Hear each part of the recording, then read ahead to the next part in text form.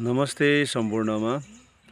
अहिले चाहिँ हामी यहाँनेरि चाहिँ यो विक्रम बाबा मन्दिर नजिकै रहेको एउटा जङ्गल यो चितवन नेसनल पार्कमा हामी अहिले आएका छौँ। हाम्रो मौरी यहाँबाट लगभग 200-300 मिटर जति टाढा राखेका छौँ। यहाँबाट चाहिँ हाम्रो यो मौरी चरनको क्षेत्रको लागि यो चाहिँ यो एकदम राम्रो गन्तव्य हो। यो चाहिँ ठाउँ हो। यसमा चाहिँ मौरीहरू अहिले एकदम जङ्गलमा आएर चाहिँ यो रुदिलोको रसहरू तान्नमा एकदम बिजी भइरहेको छ। मौरीहरू हेर्न देख्न सकिन्छ। र प्लस यहाँ तपाईँको यो सिसो पनि फुल्नलाई एकदम तयारी अवस्थामा छ र जङ्गली अरू पनि फुलहरू फुल्नलाई एकदम तयारी अवस्थामा छ।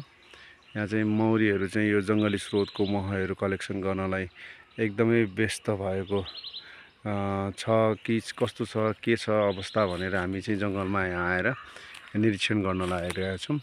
र एकदम राम्रो छ यहाँको अहिलेको मौरीको सङ्ख्या चाहिँ ग्रोथ हुने टाइम पनि भयो र मौरीले तपाईँको यो नेक्टर कलेक्सन गर्ने समय भएको कारणले गर्दाखेरि मौरीहरू चाहिँ जङ्गलमा आएर यो रुदिलोको महहरू तान्ने कामहरू गरिरहेछ।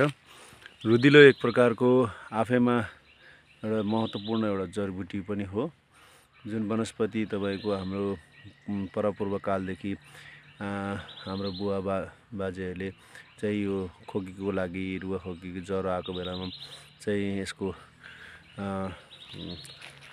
बोट बिरुवाहरू चाहिँ यसको डाँठहरू पातहरू अथवा जराहरू युज गरेर चाहिँ तपाईँहरूको रुवा खोकीको लागि औषधि बनाइरहनु भएको थियो। तर त्यसैको रस अहिले चाहिँ कलेक्सन गरेर हामीहरू चाहिँ मह उत्पादन गर्ने भनेर चाहिँ हामीले जङ्गलमा मौरी ल्याइरहेका छौँ।